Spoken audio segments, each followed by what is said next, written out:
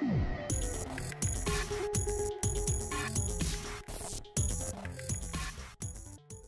everyone, Steven here, and today I'm reviewing the G16 portable monitor from Uperfect. Now, out of the portable monitors that I have reviewed on the channel, the Uperfect ones are the more popular, and one of the reasons for that, I think, is because of their large selection that they have. So if you look at all the different portable monitors that they make, they have such a variety there that can be tailored towards gamers, towards content creation, towards just general use.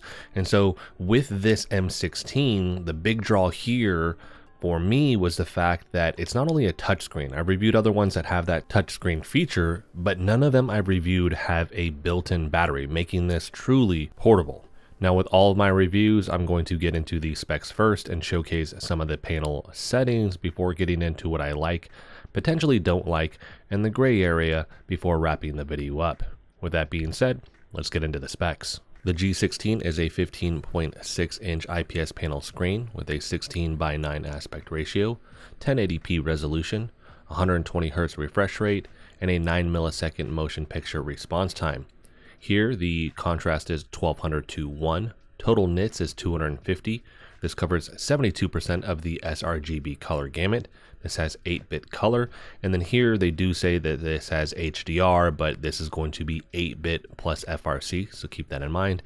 And we do not have FreeSync with this monitor. The touchscreen is 10-point. The battery size here is 10,800 milliamp.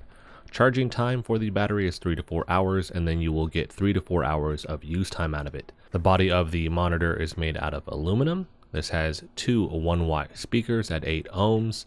This is rated for 15 watts of power.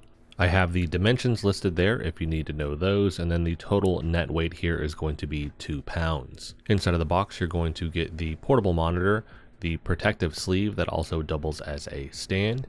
You get two USB Type-C cables, one USB-A to USB-C cable, one HDMI to mini HDMI cable, and then a power brick that is a USB Type-C input. Shifting over now to the buttons and inputs. On the bottom right front corner, you're going to have your power button that you long press to turn this on or off. On the right hand side, you will find your power input, which is a USB Type-C input. Then you're going to have your brightness up and down button, and then your volume up and down button. Above this, you're going to have two separate openings that are for your speakers. You will find that on the left side as well. And on that left side, starting at the bottom, you have the Type-C port for video transmission. Then you're going to have your mini HDMI port, and then you have a micro USB port. You can use this to actually plug in a keyboard or a mouse if you want to. And then again, above that, you have those speakers. For the case here that doubles as the stand, big thing to note, because this is a magnetic case with that stand feature, on the front, when you kind of pull this back, you need to fold those flaps over, and that creates two different positions that this can sit at and hold very secure. Shifting over now to the in-panel menu, here you long press the brightness up button, and that will bring you to the menu. And then to navigate it's a little bit unique. You're using the volume buttons to click to the left or the right, and then the brightness up and down buttons to either confirm or go forward, or then to go back. For the tabs in the menu though, you will have picture, display, color, advanced, input, audio, other, charging mode, information, and factory, which is factory reset. Now, I won't talk about every single feature in this, but just an overview of some, and then I will highlight other ones. Picture, you can change the brightness and the contrast, things like that. Display, you can change this from its current orientation 180 degrees, so you basically flip the image to the other side. Color, panel uniformity. So if you're going to adjust anything in here, especially with the gamma specifically, it's going to disable panel uniformity. So you may actually notice that it's not quite as bright in certain areas, but you can adjust the gamma here, the temperature, and then color effect as the presets, which I do want to highlight and look at. So here you have standard, game, movie, photo, vivid,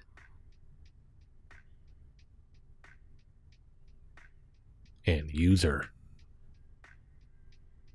Next, you have the advanced tab. Here you have the DDC/CI.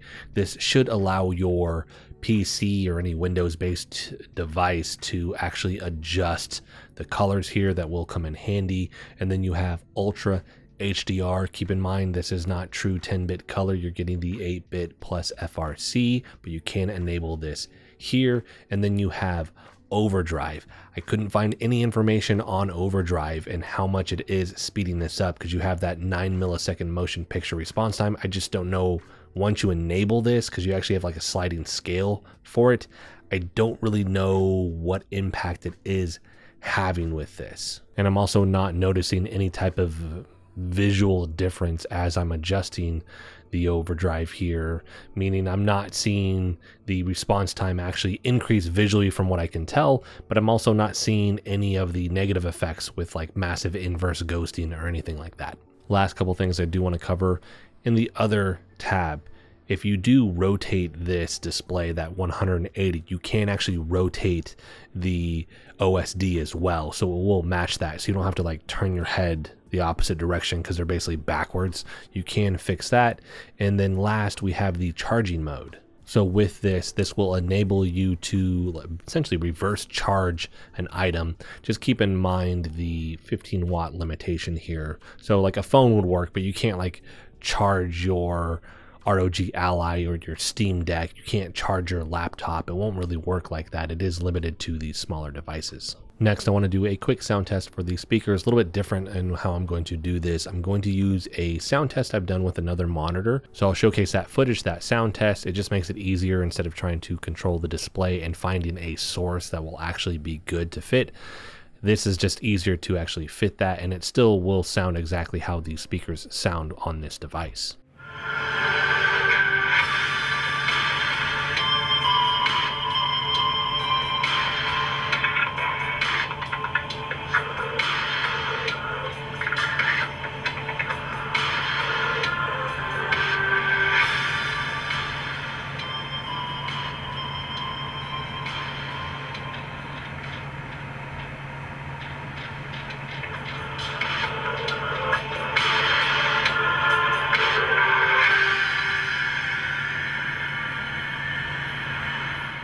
Next, I'll be covering what I like about this portable monitor, but before I get into that, I do want to note, you've probably seen flickering with some of the recordings that I have here with this monitor. That is not something you visually see in person.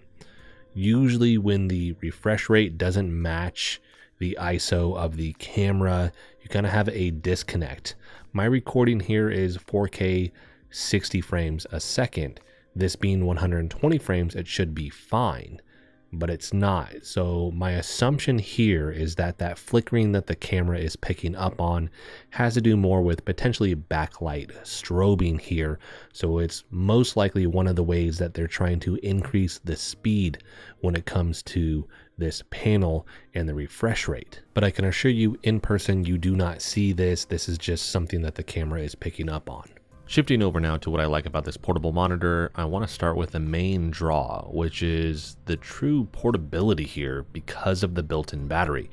For handhelds or laptop users, this is going to really open up some cool possibilities that you just don't have with regular portable monitors that don't have a built-in battery, and they usually require that outlet or just a really large power bank, meaning you're going to have not only more cables that you're running to this portable monitor, but you may actually just need an outlet. And if that isn't going to be the case wherever you're at and you are limited by that, you're not quite as portable as you may be thinking because of these limiting factors here. Here, this truly just makes everything that you do easier.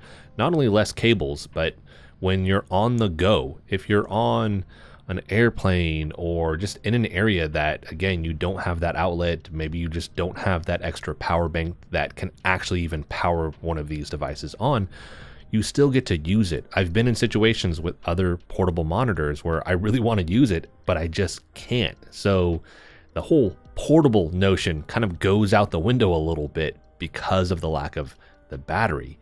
Here, I think that is one of the big draws. It is very convenient, and I think that's what people are looking for when it comes to monitors like this. On top of that, the touchscreen is really nice.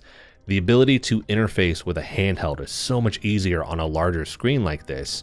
It's usable. Where on the handhelds, I'll use it from time to time, but it's just such a small screen. It's not quite as usable as you really need it to be. Here, not only just general use, like opening up an application or something like that, but actually being able to type things out on the screen on top of that is just such a good pairing with these handhelds.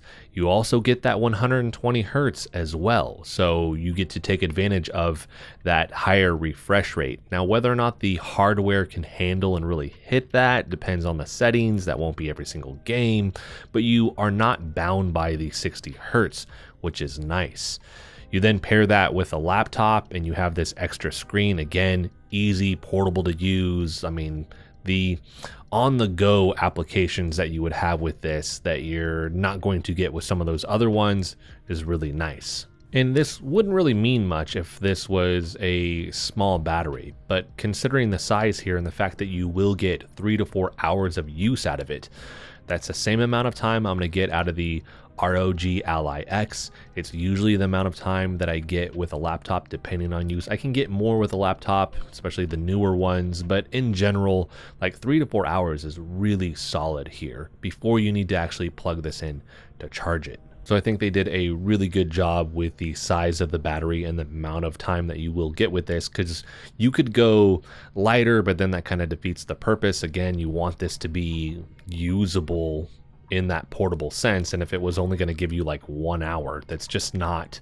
going to meet most people's needs. 3 to 4 hours I think covers a lot of people's needs with this, but if you gave it a much larger battery, then you're dealing with a potential weight issue. This just being 2 pounds, it still feels very light, easy to just throw in your backpack and take on the go.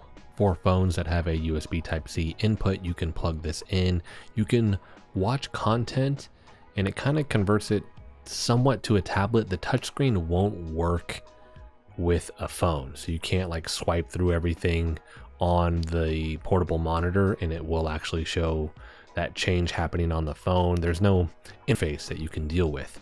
What you can do is, if you're watching content or something like that, use this and blow up that screen and consume that content just in a better manner, because you now have the larger screen, you have the speakers with this, so if you're traveling, it makes it easier than looking at your tiny screen that you have with your phone. And you can kind of set that off to the side or put it in your pocket, or actually slide it in that kind of opening that you find between the case that doubles as a stand and the monitor itself. You can kind of hide everything now and just focus on watching whatever content that you want on the larger screen. Now, more specifically for consoles, this is where this is going to be a little bit different, because a console needs to be plugged into an outlet. The big thing that you would not have here is a cable, if you didn't want it to, going from the monitor into the adapter so you could plug this in. So you could kind of forego that, at least for that 3 to 4 hours, so it's one less cable, but that's not something you necessarily have to do. I think for consoles, I wouldn't necessarily say if you only use consoles, this is the one you should get. There are other options out there that you may consider depending on what your needs may be, because this is only 1080p here. It's not 1440p, it's not 4K, but you do, however, get that 120 hertz, and you can use HDR here, but I'm going to come back around to consoles and the performance on those in a little bit. With that though, if you have multiple use cases for this, this is where the big draw is, because I can use it with the phone, the ROG Ally, the laptop, all on the go, and then you still do have the option to plug this into a console if you want. The micro USB port option here is really nice as well, so if you want to plug in that keyboard, that mouse, and interface directly to the monitor, you can do that. That would be more geared towards potentially a phone, but really like a laptop or anything that is a Windows-based device. But I like the inclusion of that option here. And last, I do think that they give you a decent amount of options to adjust in the in-panel menu. It's a little bit harder to navigate, takes some time to get used to, but they are offering plenty of adjustments that you don't always find on portable monitors. Shifting over now to the negatives. I only have one thing, and I've actually previously talked about this in other videos. I've usually put it in the gray area section of these, but at this point I just feel like it's more of a negative, and it is the protective like sleeve slash case that it seems like all of these really come with. I'm not a fan for a handful of reasons. I think it offers decent protection. It uses magnets to hold to the device itself. I just think at this point, if we had something that was more like a hard case on it, that you would find with, for instance, like an iPad or any other tablet, it would offer one, more protection, but two, more options when it comes to how you stand this up. Because one of the big things here is you have the two different placements that you can do. You have where you just fold over one portion of the magnetic flap, and then you can double that up. Gives you two positions. You could shift it back, but if you're, for instance, on an airplane, and let's say you hit some turbulence, that thing's going to shift all over the place, and it's not going to hold it quite as steady as you may need. With other options, I just think we could find something better at this point. And because of the screen size, I will say you should be able to find the 15.6 inch screen size for a like protective, potentially even tempered glass screen protector. So you kind of could be covered there. But in terms of like the casing itself, I think it's time for us to shift to something else that just has one, more options for how you stand this up, because you can't even really put it in a vertical orientation with this particular setup.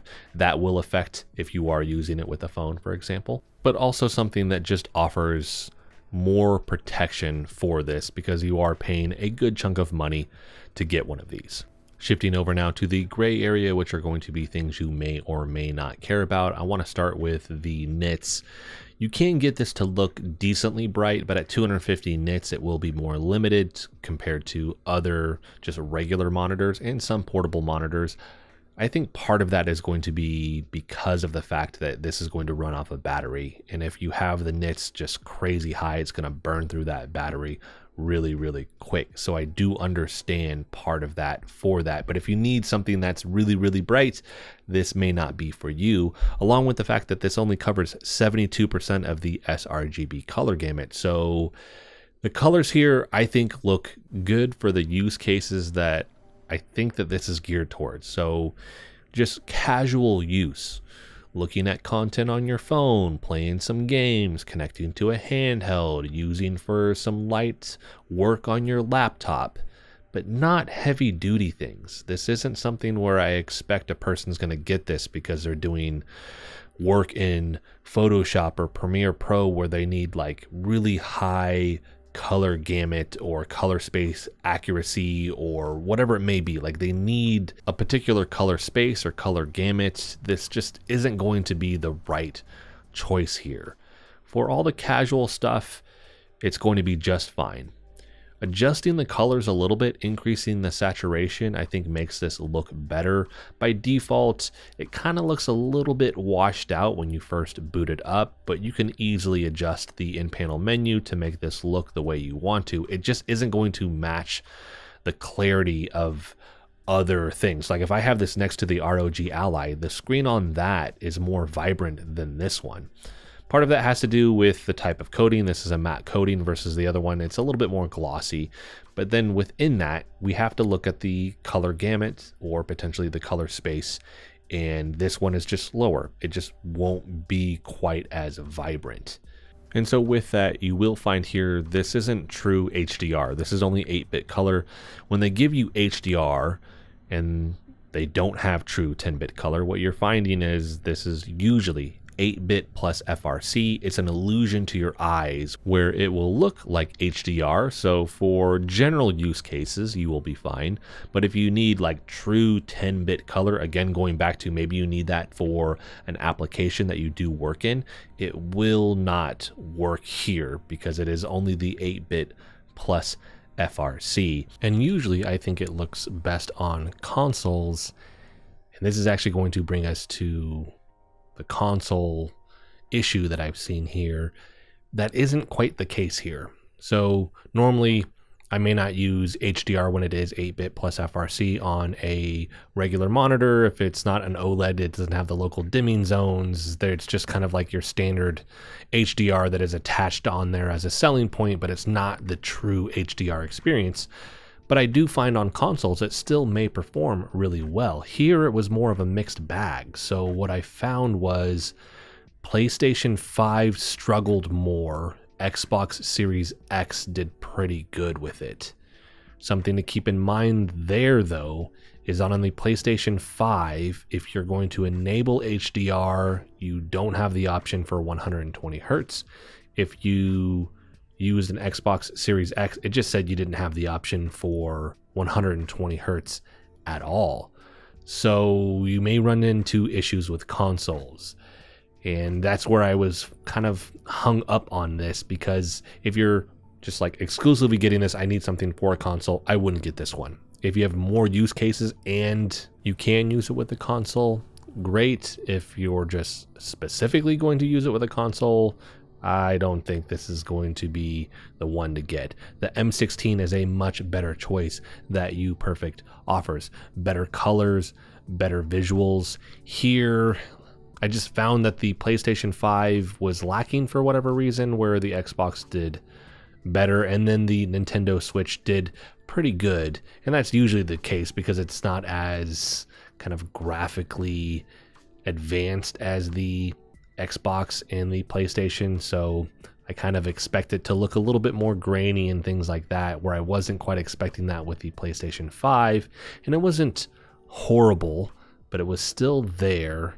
It was a smoother experience on the Xbox though. So just a very mixed bag, and I'm not quite sure why, but because of that, I can't outright say, yes, get this if you have a console. Again, I just think the M16 that they have is a much better option, but you have to plug that one in to a power source, where this one you don't. Next, the menu interface. It's kind of confusing with how you do it. It takes a while to actually get the notion of how you're supposed to use this. They have on other monitors use like a little, it's almost like a scroll wheel. Not a big fan of that one. It feels very frail, just like it's going to easily break. It feels more usable than this one, but I know most likely there are a lot of people that complained and said, hey, we don't like this version, so they tried something else. I think it's something that they need to still work on, find a different option here that is just easier to use and navigate the menu.